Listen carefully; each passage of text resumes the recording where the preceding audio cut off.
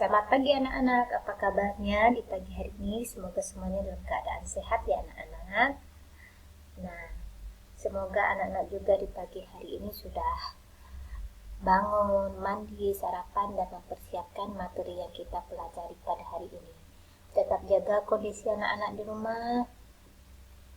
Jangan lupa untuk tetap minum vitamin, menjaga kesehatan, dan berolahraga ya, karena cuaca di Pontianak ini suka berubah. Dari kemarin yang 1 minggu lalu sangat panas, dan sekarang beberapa hari ini hujan-hujan, saat mendung, dan pastinya bisa mempengaruhi kesehatan kita. Oke anak-anak, seperti biasa sebelum kita memulai pembelajaran pada pagi hari ini, terlebih dahulu kita berdoa. Demi nama Bapa, Putra, dan Roh Kudus. Amin. Bapa kami yang ada di surga, dimuliakanlah namamu. Datanglah kerajaanmu, jadilah kehendakmu di atas bumi seperti di dalam surga.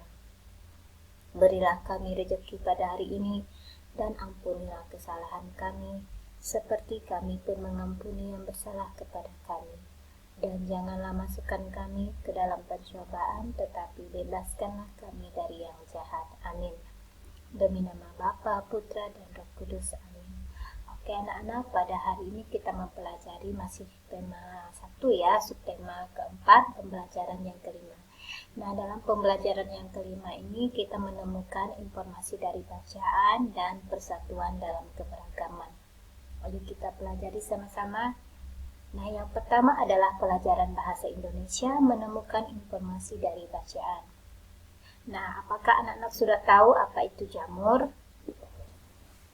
Nah, tentu anak-anak sudah pernah lihat ya jamur itu. Nah, jamur itu banyak bentuknya ya, beragam. Ada jamur sawit, jamur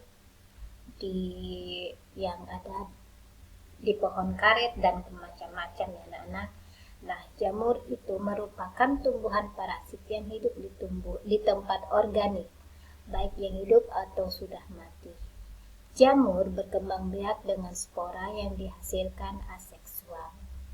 Perkembangbiakan secara aseksual dilakukan jamur dengan melepaskan spora yang kemudian berkecambah dan menjadi jamur yang baru. Perkembangbiakan secara aseksual ya, dilakukan jamur melalui peleburan dua sel inti, yaitu melalui kontak gametangium dan konjugasi. Nah, aseksual ini maksudnya di sini aseksual ya anak. Nah, jamur itu merupakan sayur ya, sayur yang bisa diolah dengan berbagai macam olahan, dan dia tumbuhnya di tempat organik. Ada yang tumbuh di pohon-pohon yang sudah mati, ataupun di tempat-tempat yang organik. Nah, di sini kita lihat ya. Nah, di sini kita menemukan informasi dari bacaan. Kita lihat kosakata yang anak-anak tentu tidak tahu. Apa itu parasit? Nah, parasit itu ada yang merugikan dan menguntungkan. Nah, di sini parasit yang dimaksud di sini adalah menumpang hidup pada tumbuhan lain. Nah, di sini jamur ini yang kita bahas ini merupakan jamur yang bisa kita konsumsi ya. Bisa kita makan. Nah, parasit di sini tumbuhan yang menumpang pada tumbuhan lain. Seperti itu. Nah, organik ini yang tersedia dari alam. Kita lihat spora. Apa itu spora? Nah, spora adalah salah satu beberapa sel yang terbungkus oleh lapisan pelindung. Sel ini dorman dan hanya tumbuh pada lingkungan yang memenuhi persyaratan tertentu yang khas bagi setiap spesies.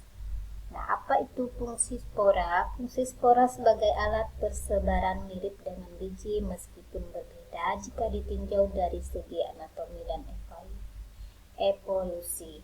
Nah, anak-anak nanti pasti akan tahu jika anak-anak sudah mempelajari pelajaran IPA ya. Di situ akan dibahas semua tentang apa itu spora, apa itu organik, dan tumbuh-tumbuhan yang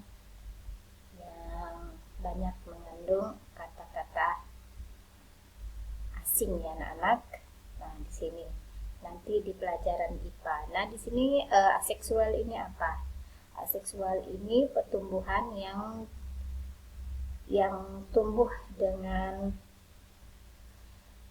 cara seperti biji tadi ya, aseksual nih. Nah, tidak ada ketertarikan perkembangbiakan dengan seksual. Maksud di sini tidak ada antara pria dan wanita. Nah, di sini pertumbuhan aseksual ini dengan seperti biji ya anak-anak ya, yang bisa tersebar di berbagai tempat. Nah, jadi gametium ini artinya gametangium. Gametangium di sini artinya yaitu organ tubuh jamur yang di dalamnya terbentuk gamet. Bila gamet yang dibentuk itu, nah itu ya, gametium itu secara umumnya arti gametangium. Lalu konjugasi ini apa artinya? Konjugasi adalah peristiwa transfer bahan genetik yaitu plasmid plus pada bakteri dan mikronukleus pada protozoa dari satu individu kepada individu lainnya. Nah, seperti itu ya, agak rumit bahasanya karena kita di kelas 3 baru mempelajari IPA. Nanti kalau anak-anak sudah kelas 4, anak-anak pada tahu ya apa arti semua ini. Oke, itu informasi yang kita dapat dari bacaan ini ya, tentang jamur. Oke, sekarang pelajaran PPKN yaitu persatuan dalam keberagaman. Nah, masyarakat terdiri dari kumpulan individu dengan beragam karakter. Namun, keanekaragaman tersebut tidak menghambat pergaulan. Semua harus hidup berdampingan. Sikap saling pengertian, saling membantu, saling menghormati, dan selalu bekerja sama harus dikedepankan dalam masyarakat. Dalam hidup bermasyarakat harus bisa saling bekerja sama agar tujuan dapat tercapai. Kerjasama ialah sebuah pekerjaan yang dilakukan oleh dua orang atau juga lebih agar bisa mencapai tujuan. Nah, ini manfaat yang didapatkan dengan kerjasama, yaitu mampu mempererat ikatan, menumbuhkan semangat persatuan, serta pekerjaan lebih cepat selesai dan lebih ringan. Nah, itu manfaat dari bekerja sama ya anak-anak. Nah, di sini persatuan dalam keberagaman. Nah, apa yang harus kita utamakan dalam persatuan dalam keberagaman itu yaitu saling menghormati dan menghargai perbedaan ya anak-anak. Nah, dalam setiap individu itu selalu ada perbedaan yang tidak bisa kita paksakan. Nah, itu baik itu perbedaan dalam pendapat, karakter maupun dalam segi latar belakang, banyak sekali ya. Nah, yang diutamakan dalam hal ini yaitu kita harus tetap menghormati perbedaan itu. Nah, seperti saat kita kerja kelompok dengan teman kita, ada perbedaan pendapat. Saat kita berdiskusi, saat kita bermain, pasti berbeda karakter. Nah, di situ yang diutamakan adalah saling menghormati. Nah, bekerja sama juga sangat baik untuk mempererat persaudaraan maupun persatuan. Banyak sekali kerjasama yang bisa kita lakukan itu. Nah, kalau di rumah kita bisa bergotong royong membersihkan rumah dengan orang tua, di lingkungan masyarakat kita bisa membantu orang membersihkan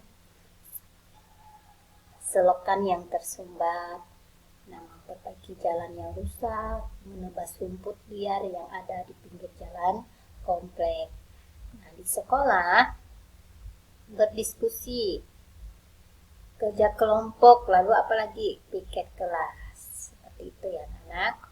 Nah, sampai di sini materi kita pada pagi hari ini. Sebelum kita mengakhiri, terlebih dahulu kita berdoa ya anak-anak. Demi nama Bapa, Putra, dan Roh Kudus. Amin.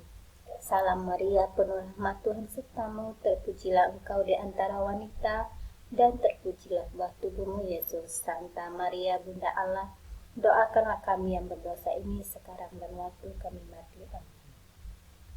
Demi nama Bapa, Putra, dan Roh Kudus.